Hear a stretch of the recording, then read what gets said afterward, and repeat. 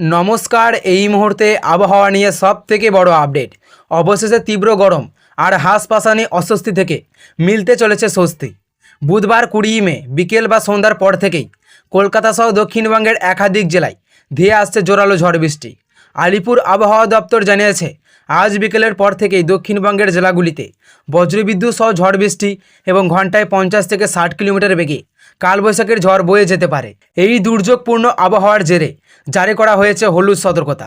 বাতাসের অতিরিক্ত জলীয় বাষ্পের কারণে গত কয়েকদিন ধরে দক্ষিণবঙ্গের ঘামাত্মক পরিস্থিতি তৈরি হয়েছে। তবে আজ সন্ধ্যার পর ঝড় বৃষ্টির পারদ এক ধাক্কায় বেশ কিছুটা নামবে বলে আশা করা হচ্ছে। হাওয়া অফিসের পূর্বাভাস অনুযায়ী আজ বিকেল বা সন্ধ্যার পর দক্ষিণবঙ্গের প্রায় সব জেলাতেই ঝোড়ো হওয়ার সাথে বজ্রপাত ও হালকা থেকে মাঝারি বৃষ্টি হতে পারে। নদিয়া এবং পূর্ব বর্ধমান জেলায় ঝড়ের দাপট সবচেয়ে বেশি থাকবে। এই দুই জেলায় 50 থেকে 60 কিলোমিটার বেগে বইতে পারে ঝোড়ো হাওয়া, সেই সঙ্গে মাঝারি বৃষ্টিরও সম্ভাবনা রয়েছে। একইভাবে হুগলি, উত্তর 24 পরগনা, পশ্চিম বর্ধমান, পুরুলিয়া, বাঁকুড়া, ঝাড়গ্রাম, পশ্চিম মেদিনীপুর, বীরভূম এবং মুর্শিদাবাদ জেলাতেও ঘন্টায় 40 থেকে 50 কিলোমিটার বেগে দমকা বাতাস বইতে পারে, সঙ্গে ঝড় বৃষ্টির সম্ভাবনা রয়েছে। এছাড়া হাওড়া, দক্ষিণ 24 পরগনা সহ দক্ষিণবঙ্গের বাকি জেলাগুলিতেও আজ বিকেলের দিকে ঘন্টায় 30 থেকে 40 কিলোমিটার বেগে হালকা থেকে মাঝারি ও বিক্ষিপ্ত বৃষ্টি হতে পারে। কলকাতার আজকের আবহাওয়া বিকেলেই ভোল বদল। সকাল থেকে কলকাতার আকাশ আংশিক মেঘলা থাকলেও গোমট গরম বজায় থাকবে। তবে দুপুরের পর থেকেই আবহাওয়ার ভোল বদল হতে শুরু করবে। বিকেল বা সন্ধ্যার দিকে শহরের কিছু কিছু এলাকায় বজ্রবিদ্যুৎ সহ বৃষ্টির জেরে রাতের তাপমাত্রা কমে 28 ডিগ্রি সেলসিয়াসের কাছাকাছি আসতে পারে। উত্তরবঙ্গে ঝড় বৃষ্টির সতর্কতা। দক্ষিণবঙ্গের পাশাপাশি উত্তরবঙ্গের জেলাগুলিতেও প্রাক বর্ষার বৃষ্টি চলবে। দার্জিলিং, কালিম্পং, জলপাইগুড়ি, কোচবিহার এবং আলিপুরদুয়ার জেলায় হালকা থেকে মাঝারি বা বজ্রবিদ্যুৎ সহ বৃষ্টির পূর্বাভাস রয়েছে। বাকি জেলাগুলিতে হালকা থেকে মাঝারি বৃষ্টির সম্ভাবনা রয়েছে। উত্তরবঙ্গের সমস্ত জেলায় বজ্রবিদ্যুৎ সহ বৃষ্টি এবং ঘন্টায় 30 থেকে 40 কিলোমিটার বেগে দমকা বাতাস বইতে পারে। আজ বুধবার পূর্ব বর্ধমান ও নদিয়া জেলায় ঘন্টায় 50 থেকে 60 কিলোমিটার বেগে কালবৈশাখীর ঝড় আছড়ে পড়তে পারে।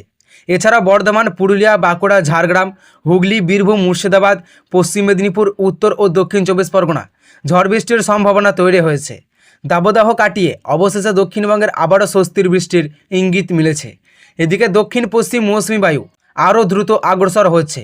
হাওয়া অফিস জানিয়েছে, ইতিমধ্যেই দক্ষিণ পশ্চিম মৌসুমি বায়ু এটি ইতিমধ্যেই দক্ষিণ পশ্চিম ও দক্ষিণ পূর্ব বঙ্গোপসাগরে একটি অংশ আনন্দমান সাগরে অধিকাংশ জায়গা বা আনন্দমান নিকোবর দ্বীপপুঞ্জের ওপর দিয়ে এগিয়ে আছে।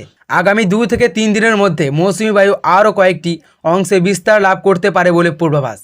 উত্তর পূর্ব বিহারের ওপর থাকা ঊর্ধ্ববায়ু ঘূর্ণাবর্তটি আবহাওয়ার প্রভাব ফেলেছে। সেটি এখন উপ হিমালয় পশ্চিমবঙ্গের সংলগ্ন এলাকায় 0.9 কিমি উচ্চতায় অবস্থান করেছে। উত্তরবঙ্গে আজকের আবহাওয়া। বুধবার দার্জিলিং, জলপাইগুড়ি, কালিম্পং, আলিপুরদুয়ার ও কোচবিহারে বজ্রবিদ্যুৎ সহ হালকা থেকে মাঝারি বৃষ্টিপাত হতে পারে। সঙ্গে থাকবে দমকা হাওয়া, যার বেগ ঘন্টায় 50 থেকে 60 কিলোমিটার। বৃহস্পতিবার উত্তরবঙ্গের দার্জিলিং, জলপাইগুড়ি, কালিম্পং, আলিপুরদুয়ার ও কোচবিহারে একই ধরনের বৃষ্টি চলবে। তবে দমকা হাওয়ার গতিবেগ বেড়ে 40 থেকে 50 কিলোমিটার হতে পারে। বৃহস্পতিবার থেকে দক্ষিণবঙ্গের বৃষ্টির পরিমাণ আরও বাড়তে পারে বলে ইঙ্গিত। বুধবার বীরভূম, পূর্ব বর্ধমান ও নদিয়ায় আবারও 50 থেকে 60 কিলোমিটার বেগে কালবৈশাখীর সম্ভাবনা রয়েছে। পাশাপাশি পশ্চিম বর্ধমান, পুরুলিয়া, বাঁকুড়া, হুগলি, মুর্শিদাবাদ, পশ্চিম মেদিনীপুরে ঝড় বৃষ্টি হতে পারে। আবহাওয়া দপ্তরের পূর্বাভাস অনুযায়ী আগামী 48 ঘন্টায় দক্ষিণবঙ্গের নদিয়া, পূর্ব বর্ধমান, বীরভূম সহ একাধিক জেলায় ঘন্টায় 50 থেকে 60 কিলোমিটার বেগে কালবৈশাখীর ঝড় আছড়ে পড়তে পারে। তবে আবহাওয়াবিদরা সতর্ক করেছেন যে এই বৃষ্টি সাময়িক স্বস্তি দিলেও চলিত সপ্তাহে গরম বা ভ্যাপসা অস্বস্তি কমার কোনো লক্ষণ নেই। উল্টে সপ্তাহের শেষ দিকে দক্ষিণবঙ্গের পশ্চিমাঞ্চলের জেলাগুলিতে তাপমাত্রা আবার 40 ডিগ্রি সেলসিয়াসের ছুঁতে ফেলতে পারে। তো সুপ্রিয় দর্শক, এই ছিল আজকের আবহাওয়া খবর।